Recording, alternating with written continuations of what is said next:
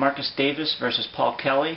This was a really good fight. It was really a matter of sort of a young up-and-coming, inexperienced fighter taking on a more well-rounded, more experienced fighter. Marcus Davis just looked really good in this fight, really good. He had landing some good leg kicks. Of course, his boxing was phenomenal as always. You know, the only mistake he made was some sloppy side control in the first round. But other than that, man, he was impeccable. Second round, kind of sensed that Paul Kelly was getting tired of standing on the feet, so he took it to the ground, and Marcus Davis saw his opportunity, sunk in that guillotine choke, and that's it. Marcus Davis wins second round submission. Where do they go from here? Marcus Davis, he's pretty much stuck where he is at the moment. You know, he's definitely got a few more fights before he starts moving up the ladder again. As far as Paul Kelly goes, you know, this was a good loss for him. Came in, lost to a quality opponent. He's definitely going to use this as a stepping stone. He'll come back stronger, better. This is definitely a good loss for Paul Kelly. Look forward to seeing him in the future. Okay, next fight, Chris Lytle versus Paul Taylor. These guys, as soon as the bell rang, these guys came out swinging for the fences. I mean, it was just a barrage. You know, 30 seconds into this fight, I was saying to myself, this is going to be fight of the night. As soon as that initial barrage kind of settled down a little, Paul Taylor sort of resigned to a sharper, more technical style. Chris Lytle just never stopped swinging for the fences. Every punch he threw the entire fight, he put everything behind it. And, you know, in the second round, Chris Lytle definitely looked winded, looked tired, but he never stopped swinging for the fences. He never slowed down. I mean, if he really was tired like he looked, I don't know where he got the energy from, but he never slowed down. Paul Taylor, like I said, he was definitely sharper, definitely more technical. Paul Taylor ended every round with something big. First round, ended it with a big punch. Second round, ended it with a big combination. Third round, ended it with a huge combination. Went to a decision, of course. Lytle won a unanimous decision, which I did not agree with. If anything, personally, I thought Paul Taylor won the fight. But if anything, it should have been a draw. And I really don't see how Chris Lytle won a unanimous decision. Regardless, it was a great fight. It did win fight of the night. Where do they go from here? Much like Marcus Davis, Chris Lytle's pretty much stuck where he is at the moment. You know, he's going to need quite a few more wins before he starts moving up again. Paul Taylor, it's a respectable loss. You know, personally, I don't think he lost, but it's a respectable loss, and, you know, he'll come back stronger, of course. But yeah, that's that.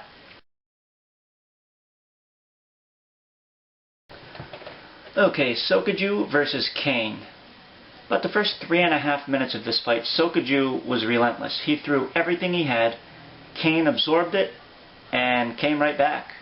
And about 90 seconds left in the round, Sokaju looked like he was winded. Kane became the aggressor. And the round ended, you know, nothing really happened though. Second round, Sokaju appeared to get his wind back. He was throwing some good leg kicks. And suddenly he looked winded again. Kane took over. Kane landed a good knee. Sokaju went down. Kane started pounding him. Referee stepped in. Question is, was it an early stoppage? Well, I didn't see Sokaju getting back up. I mean, you could argue that it was an early stoppage, but you know, if it would have went on, I don't see Sokaju getting up. I just see Kane, you know, delivering more punches until the referee steps in 10 seconds later. But Kane wins. Good win for him. This one, I'm surprised that this was actually KO of the night because, you know, looking at the card, you see a lot of stand-up fighters who have a lot of knockouts on their record. You think, you know, there's going to be a lot of knockouts on this card, but, you know, this was knockout of the night, which really surprised the hell out of me. Where do they go from here? Kane's on his way up. As far as Sokaju, I don't know. I don't know where he's headed right now.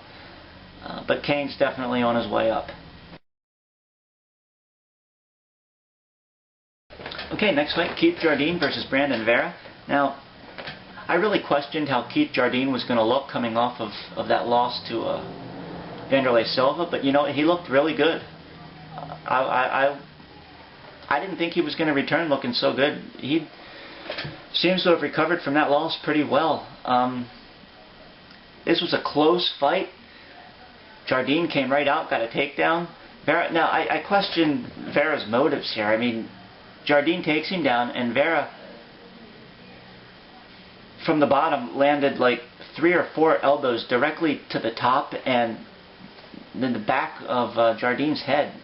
You know, if you land 1, maybe even 2, it's kind of understandable. You know, guys are rolling around, there's motion. But, you know, when you start landing 3 or 4, you got to question where is he aiming for. I don't know, but it was a close fight. I think it was the end of the first round. I believe it was the end of the first round. Vera knocks Jardine down, runs in for the kill. Jardine knocks him down to 1 knee, or 2 knees, I can't remember. But knocks him down to his knees. As he's going in for the kill, Jardine gets up, knocks Vera down to his knees. As Vera's getting up, Jardine comes in for the kill, and just a relentless barrage of punches, and was probably close to finishing him. Bell rings, and that's that. But like I said, you know, it was a close fight, back and forth. Kind of, you know, for a close fight like this, it felt lackluster. You know, it was a close fight, it was a back and forth fight, but there was something that just felt like it was left to be desired. I don't know. But Jardine takes a split decision win. You know, it could have easily went to Vera as well. It was a tough one to call. But Jardine takes the win. On to the main event. Michael Bisping versus Chris Leben.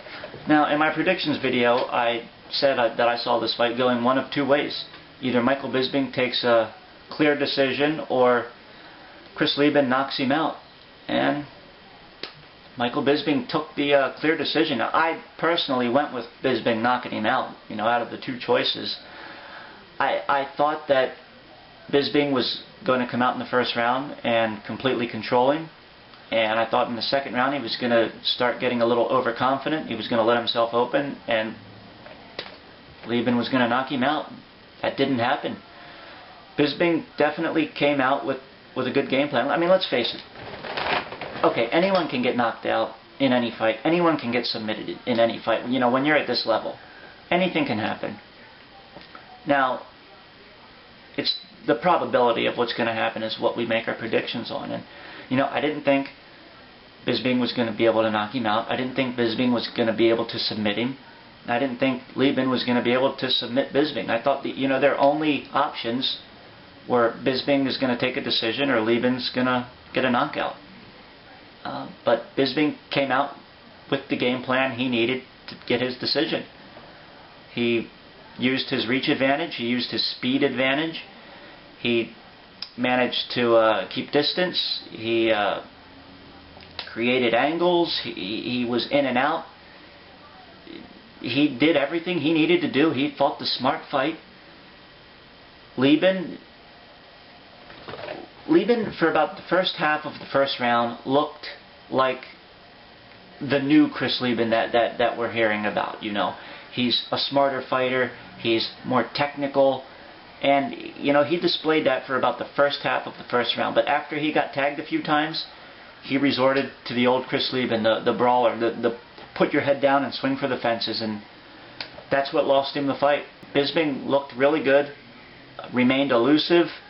You know, some people say it was a boring fight. Like, I went on SureDog, and I never post on SureDog. I mean, I like it for news, but the forums, I never post on the forums. I mean, I go to the SureDog forums, and I just hear people bitching about how Bisping won, and I don't get it. That's what he had to do to win. I mean, what do you want from him?